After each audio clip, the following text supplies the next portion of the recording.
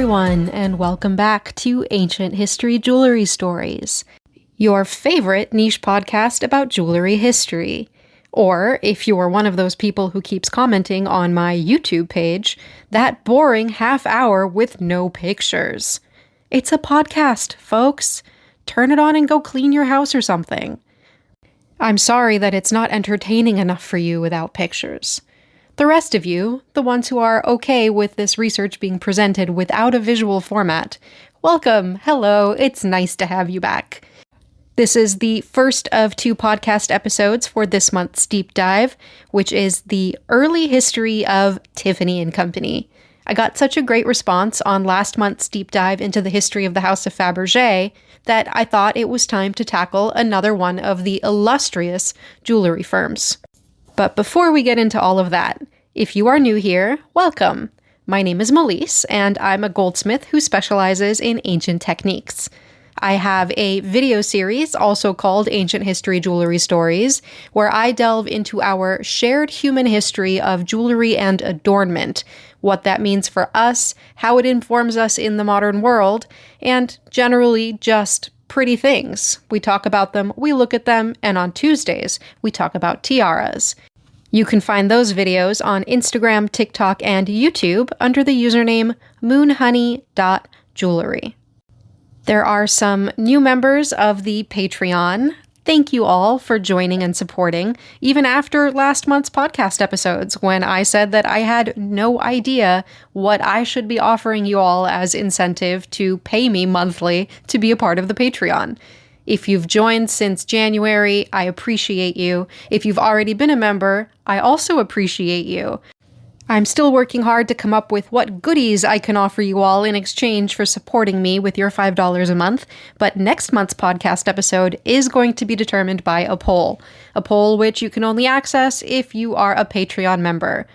I know I've said this before, and I will say it again. I do not take requests. I have too many ideas of my own to work through. If you want to have any sort of say in what kind of content I make, those polls on Patreon are currently the only way to do so. Oh, and of course, I have to tell you where you can find that Patreon. You can find me at patreon.com/ancienthistoryjewelrystories. I also wanted to take a minute to thank everyone who's been commenting on Spotify. I love the comment feature on Spotify. It makes me feel like I can actually engage with people through this podcast instead of just screaming into the podcast void. And not a single person commenting on Spotify has complained about the lack of pictures. Can you tell I'm bitter about this feedback? For the record, making those 90-second to 3-minute long videos that I post on Instagram, TikTok, and YouTube can take me up to an hour and a half to record, edit, and put together. That is not an insignificant amount of time, and I do it 3 to 5 times a week. So, until someone starts paying me for these podcasts, wink wink, nudge nudge, there will be no photos. Okay, now that I'm done complaining, let's get on to the good stuff. This is part 1 of the early history of Tiffany Company.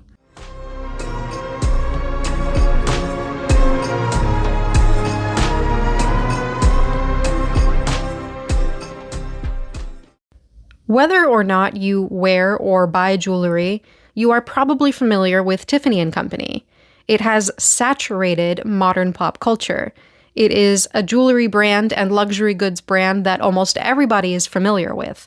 From their iconic Tiffany blue packaging, which is so distinctive that the company has had a color trademark since 1998, to movies like Breakfast at Tiffany's.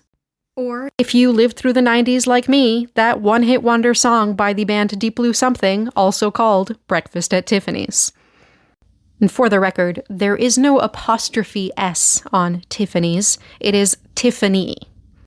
This company, specifically Tiffany Company, was founded in New York City in 1837.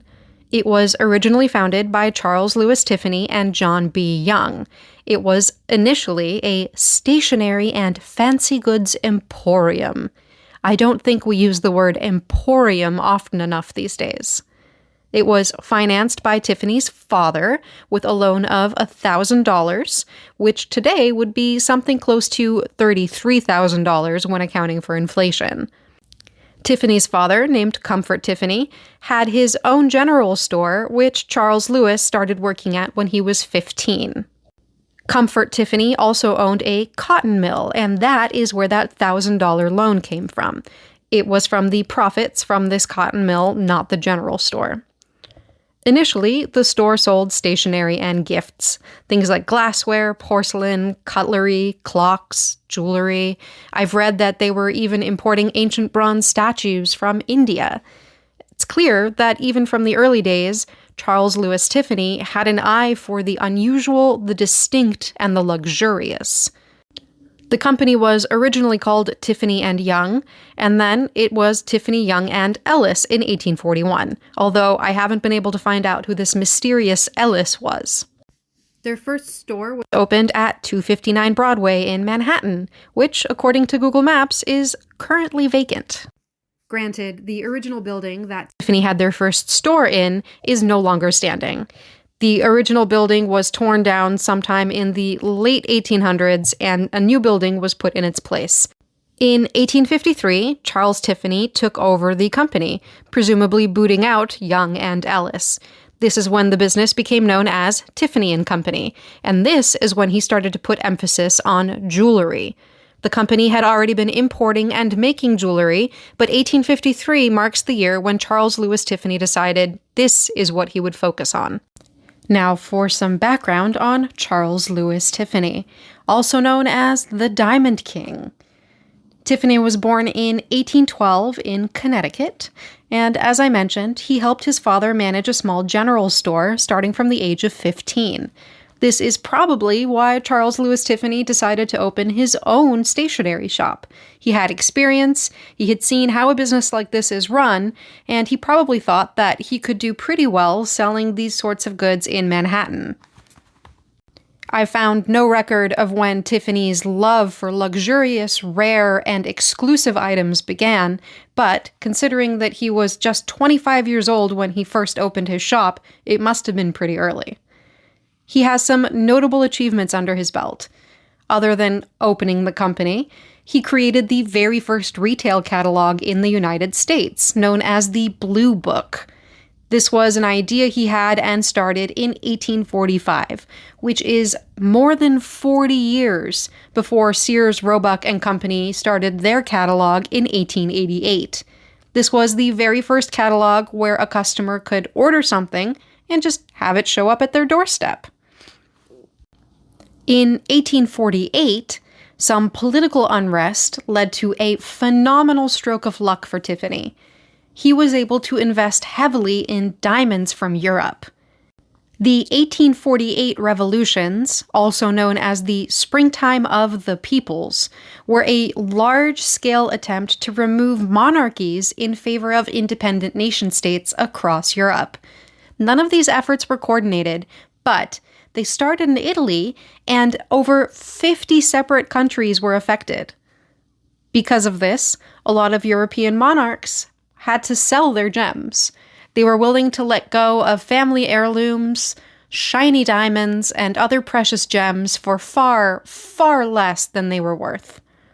Because of this, Tiffany was able to buy a veritable shitload of diamonds for a bargain basement price.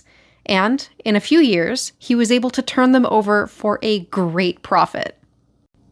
We know that he already had a taste for the finer things, but this must have really whet his appetite.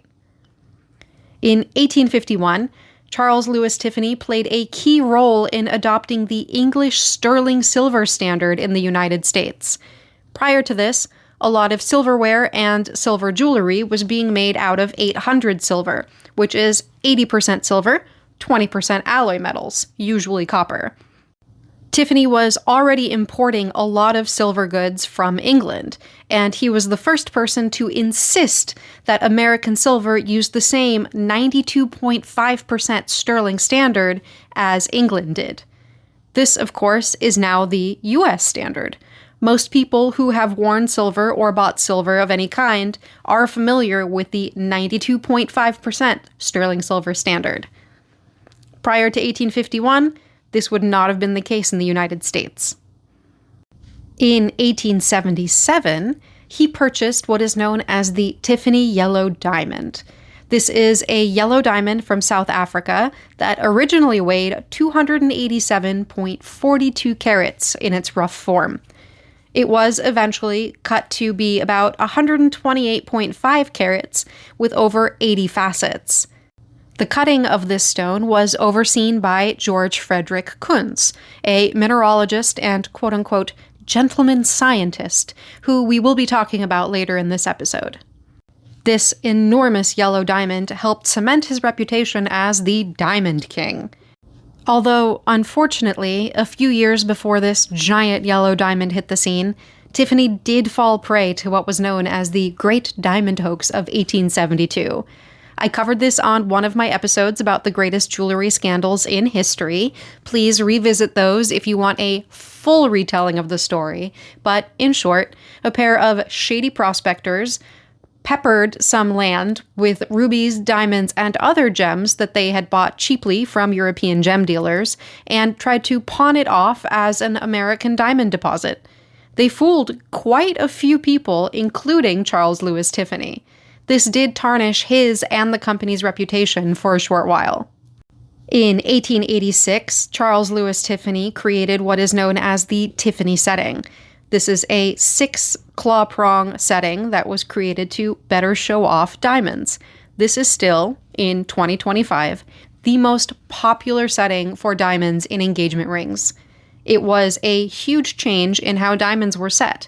Before this, diamonds were not as prominently set or displayed in jewelry. They were often set in much lower settings, sunk into the metal, and often in bezel settings, so with a whole wall around them. This Tiffany setting allowed more light to pass through the stone and also made the stone look larger.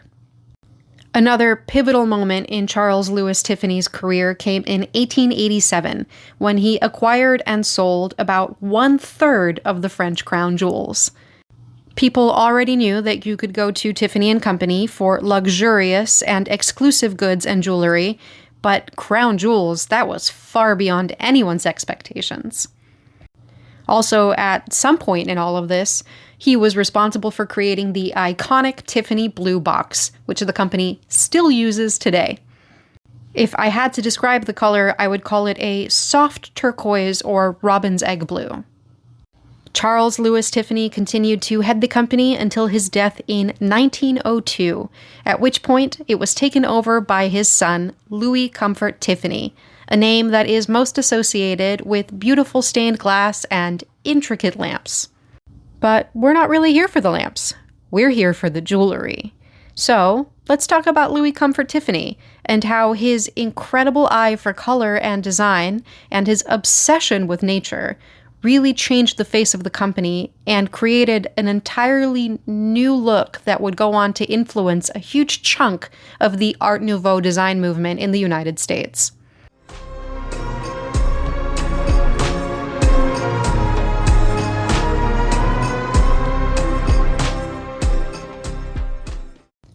Louis Comfort Tiffany was born in New York City in 1848.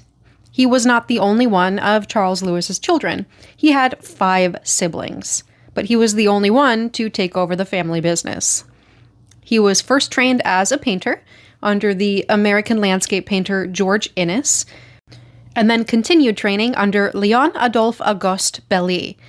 People just don't have names like this anymore. There are 2 hyphens in there. He first became interested in glassmaking in 1875 and worked at several glass houses in Brooklyn until 1878. From here, he started a string of businesses. His very first business was founded in 1879. This business was called Louis Comfort Tiffany and Associated American Artists. Those Associated American Artists were Candace Wheeler, who is considered the mother of interior design, Samuel Coleman, an American landscape painter who is most famous for his paintings of the Hudson River, and Lockwood DeForest, again, people don't have names like this anymore, who was a key figure in the aesthetic movement and is credited with bringing the East Indian craft revival to the Gilded Age in America. Unfortunately, Louis Comfort Tiffany and Associated American Artists only lasted for 4 years. During those 4 years, the group made designs for wallpaper, textiles, and furniture. He started the Tiffany Glass Company in 1885, which became the Tiffany Glass and Decorating Company in 1892, and then finally Tiffany Studios in 1900. Shortly after, in 1902, he took over Tiffany Company after his father's death. But even while acting as the first official design director for Tiffany Company, his glassworking studio never closed. He was doing both jobs at the same time. I know I said I'm not here to talk about the glass and the lamps, but there are a few interesting tidbits that I think do dovetail neatly with how Louis Comfort Tiffany made jewelry. Initially, when he started the glass company, he was using jars and bottles, not because they were cheap, not because he didn't have access to better materials, but because that kind of glass, cheaply produced, contained impurities, and these impurities were something he was looking for specifically. Eventually, when he couldn't get glass houses to leave the impurities in their glass for him, he ended up opening his own glass manufacturing business. He opened the Tiffany Glassworks in Corona, Queens, because there was abundant sand for glassmaking in the nearby Oyster Bay. Tiffany also understood that he would need to hire plenty of people to make this work, so he started pulling from the pool of talented immigrants in the area. Eventually, he oversaw over 100 employees in his glassworks. Most of the immigrants working in his glassworks were Italian, German, and Irish. He not only hired a lot of immigrants, but he hired a lot of women, too. One of the most notable women working under Tiffany was Clara Driscoll. She was responsible for overseeing the majority of Tiffany's large leaded glass pieces. And she hired a bunch of women herself, who came to be known as the Tiffany Girls. Unfortunately, this is an era where sexism was still rampant, so even if Tiffany was hiring women, he was hiring only unmarried women, as was proper, so most of these Tiffany girls were quite young, and could not continue working at the company once they got married. I don't want to say this as though it is a personal or moral failing on Louis Comfort Tiffany's part. This was just the social norm of the time. I'm sure he enjoyed working with these women and respected them as craftspeople and artists, but social mores dictated that you did not hire married women for this sort of work. If you've seen Tiffany's glassworks and his lamps, then you know that he was particularly enamored with iridescent and opalescent glass. This love for shifting colors and play of light is where I think we find that center of the Venn diagram between his glass and his jewelry designs. Utilizing enameling techniques, especially vitreous enamel, that is, glass-based enamel, Tiffany brought this sense of color and shifting light to his jewelry. He was also incredibly fond of the use of opals. Opals are a gemstone that you will see over and over and over again in Louis Comfort Tiffany's jewelry. Another thing that really stands out when you see his jewelry designs is that they're mostly nature-based. Many of his pieces are inspired by insects and flowers. But his inspiration didn't stop there. He was also fascinated by archaeological revival trends, when jewelry designs were being informed by archaeological finds being made in Europe and Egypt. Many of his designs echo ancient Egyptian pieces, though the forms are simplified. A repeating motif that can be seen in his late 19th century works are iridescent glass scarab beetles, and he also used the bright red, turquoise blue, and dark lapis blue that was so common in ancient Egyptian jewelry. He was also inspired by ancient Greek and Roman mythology. One of his most sculptural pieces is known as the Medusa necklace, made in the stylized form of writhing snakes or tentacles, set with opals. It's nearly grotesque. It's large. It is so different from the jewelry being made at the time, and yet it is graceful and elegant. His exquisite command of color can be seen in the choices of gemstones that he put into his jewelry designs. Strange combinations of deep purple amethysts from Siberia with demantoid garnets in shades of dark green, beautiful blue zircon paired with opals, stunning combinations of colors that nobody had really thought to use together in jewelry at this point in time. While his father was the king of diamonds, Louis Comfort Tiffany was the champion of the colored gem. He loved color above all, and while he did also use diamonds in his designs, it's far more likely that you'll see beautiful, color-shifting iridescent enamels, glass, and colored gemstones. I think the obsession with color is where his love for glass and his love for jewelry really aligned. Though Louis Comfort Tiffany was a sensational designer in his own right, he knew that he could not have a successful business without hiring other people who also had good ideas. As I mentioned before, Clara Driscoll was responsible for a whole cadre of women glass cutters and was overseeing some of the most intricate and important stained and leaded glassworks coming out of his company. But she wasn't the only person that he trusted with his visions and designs. One of the company's most important employees and collaborators was the aforementioned George Frederick Kunz.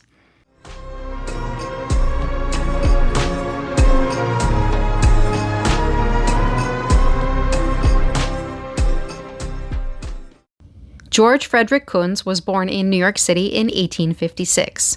A self-taught mineralogist, he was absolutely obsessed with minerals and gemstones, which I love and respect. He started school but never finished his education, but that did not stop him from reaching great heights as both a mineralogist and mineral collector. By the time he was in his teens, he had a mineral collection of over 4,000 specimens and sold it for $400 to the University of Minnesota. That is just under $10,000 when adjusted for inflation in today's money. He started working for Tiffany at the very young age of 23, and I can only imagine that Charles Lewis Tiffany, with his love for rare, exotic, and unusual gems, must have seen a kindred spirit in Kunz. He was incredibly influential in the world of mineralogy and gemology. He identified a variety of the mineral sputamine, which was named after him. It is the pink-purple stone that we now know as kunzite. He was the person who supervised the cutting of the enormous Tiffany yellow diamond. The fact that Charles Lewis Tiffany trusted him with this task is a testament to his skill and knowledge. He was president of the American Metric Association and lobbied for adopting the use of the metric system in the United States. He was also integral in promoting the international carat as the unit of measurement for all fine gems. That is, in fact, what we use today to measure gemstones and minerals. He traveled extensively, both for Tiffany Company and for the U.S. government. He went to the Siberian mountains in Russia looking for rare varieties of garnets. He discovered many different varieties of minerals and gemstones, which did not end up with his name. And there are many people who credit him with popularizing tourmaline as a gemstone in the United States. He worked as a research curator at the American Museum of Natural History here in New York City, one of my favorite places to go look at shiny, shiny gems, and was responsible for assembling the Morgan Tiffany collection of gemstones for them. When not working for Tiffany Company, he was actively devoted to serving the public and science. And just a neat little anecdote, after the death of his first wife, Sophia, in 1912, he married a woman named Opal in 1923. Opal was a renowned aviator, somebody who was trying to get more women flying planes at a time when almost no women flew planes. They annulled their marriage in 1929, but she did continue to run his household until his death, and by all accounts, they were friendly. Which makes me wonder if perhaps this was a lavender marriage. Maybe Opal was a lesbian at a time when that was a very difficult thing to be. But more than anything, without speculating about her sexuality, who her preferred partners were, or why they got married, I love that her name was Opal, and I wonder if that wasn't a large chunk of why George Frederick Kunz was attracted to her. Kunz was also a prolific author. He wrote over 300 articles and books in his lifetime, and many of them are still in print. He wrote The Book of the Pearl, Curious Lore of Precious Stones, Gems and Precious Stones of North America, The Magic of Jewels and Charms, and one little pamphlet that he wrote for Tiffany Company that had a huge impact on something we talk about quite a bit in the video series, birthstones. He wrote Natal Stones, Sentiments and Superstitions Associated with Precious Stones. This little pamphlet was published by Tiffany Company, and it had more of an impact on the concept of birthstones in fine jewelry in the United States than anything else before or after. Many of the symbols, ideas, and superstitions surrounding birthstones in jewelry come straight from George Frederick Kunz himself.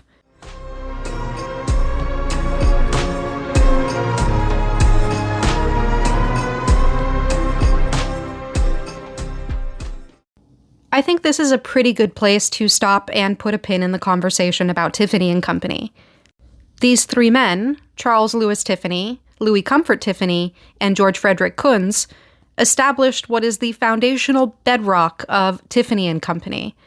Though, without talking too much shit, I don't think the current Tiffany Company has very much to do with the original splendor, whimsy, and original creativity of the early Tiffany Company.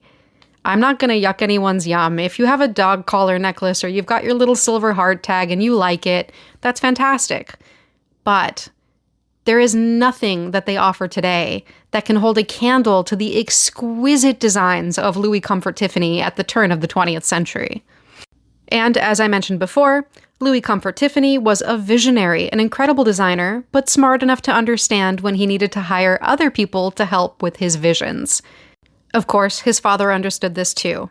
In the next episode, we're going to talk about some of the incredibly talented, gifted, and hardworking artisans, goldsmiths, and craftspeople who worked alongside these three men in order to bring Tiffany Company's visions to life.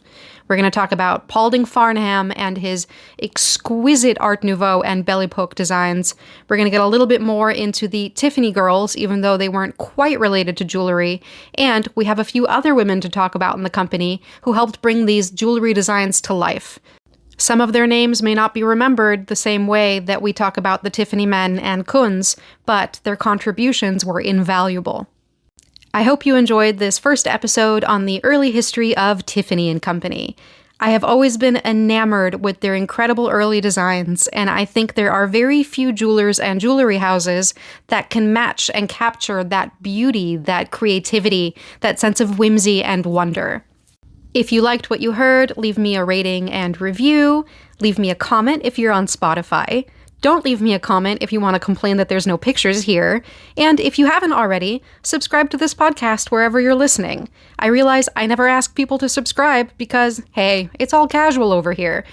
But as a lover of podcasts myself, it does make me happy to know that there are some of you out there who are eagerly awaiting each of my podcast uploads. Again, if you want to watch my video series, Ancient History Jewelry Stories, you can find me on Instagram, TikTok, or YouTube under moonhoney.jewelry.